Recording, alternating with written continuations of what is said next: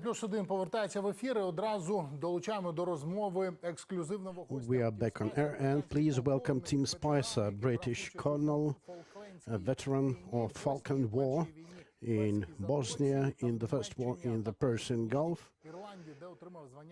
and in the Northern Ireland, and he was decorated with the British Empire Order for his involvement in counter-terrorist operations. Welcome, dear Colonel. Thank you. Good afternoon. So last preparations for the NATO summits are underway, and this will mark a major shift geopolitically. In your opinion, how future world architecture of security might look after that? Well, I think there are a number of issues that are going to be of concern and therefore significant discussion at the NATO conference. Obviously, the most important one is the question of Ukraine's entry to NATO. But in addition to that, and I'll come back to that in a minute, we're looking at future force structures, the future of NATO defense plans, their relations with other theaters of operation, particularly the Far East. And of course, they'll be looking at the entry of Sweden, which is proving to be a little bit difficult as well, but not as difficult as the entry of Ukraine. I think that the signals coming out of Washington and Paris and London are that there is strong support for Ukraine to join NATO, but probably not at the moment while the war is going on, because it would give, rather like the issue of the nuclear power plant and any Russian activity there, it gives NATO a problem with its Article 5 issue, in that would Ukraine joining NATO in the middle of a war create the conditions where NATO would be committed to that war? And I think President Biden has made it clear that whilst the path for entry would be smooth, I don't think it's going to happen in the next immediate period of time. However, I think that as a quid pro quo, it may be that the nations that are supporting Ukraine's entry push for further deliveries of weapon systems that you need. You've heard the issue of cluster bombs in the last few days, but there is still the outstanding issue of aircraft and attaining air superiority. And that, in my view, my personal view for Ukraine, would be a good result if that you could get commitment from NATO for that.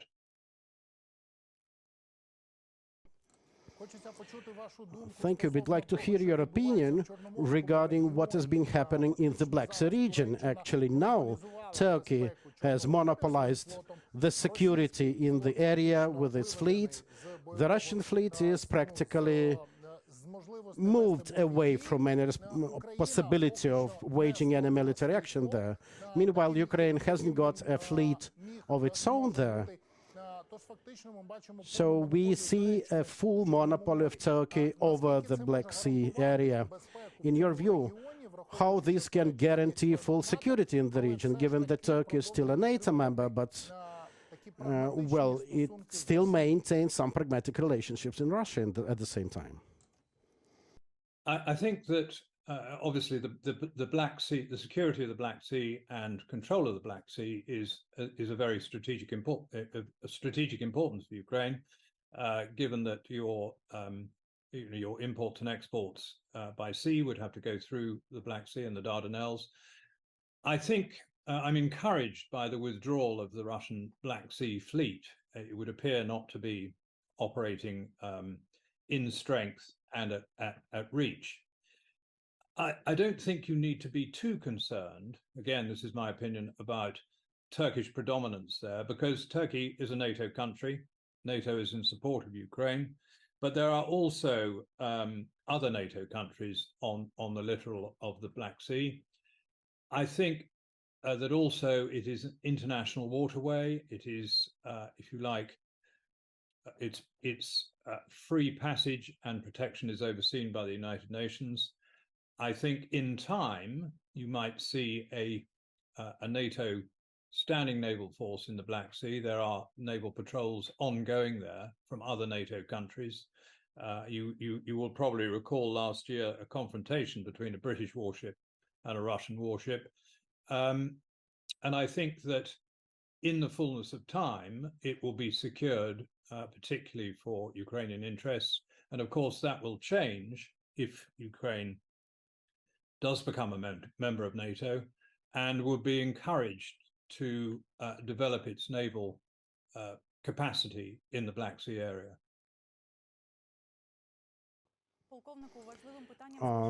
Colonel, there is also an important matter of bringing Russia to legal responsibility for the war crimes it has committed. Particularly, this concerns Putin.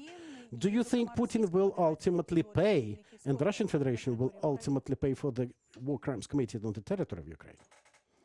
Well, I think you're aware that I am an ambassador for an organization called Payback for Ukraine, which is run by a very prominent British lawyer, Dr. Jason McHugh, whose sole purpose is to extract reparations for the aggression and damage done by Russia. So I think there are two tracks to this. One is, you asked me specifically about Mr. Putin. You are aware that there is a warrant out for his arrest, his detention, and his the aspiration of the warrant is to put him in front of the International Court in The Hague for war crimes. And I think that whilst he might avoid that, he should take that very seriously. And I think that there will be success against frozen or confiscated Russian assets in terms of financial assets, in order for those funds to be used for the rebuilding of Ukraine. And I hope that Payback for Ukraine is successful in that front. And of course, it's not just that organization that is behind this. The international community will be trying to manage the rebuilding of Ukraine and bringing of Russia to justice. Quite how far that goes will have to be seen, but I think there is no doubt in my mind that there is an intent to bring Mr. Putin to justice and to make Russia pay for what it's done.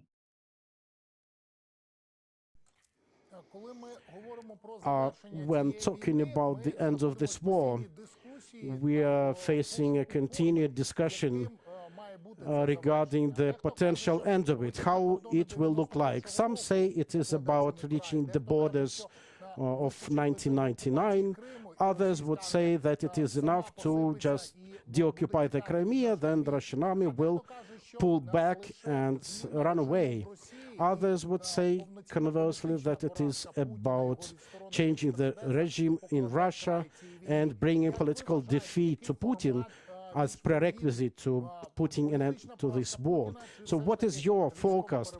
Is it about military success of Ukraine, or is it about political change in Russia? Which will bring the end? Very difficult question, and it's difficult to call that one.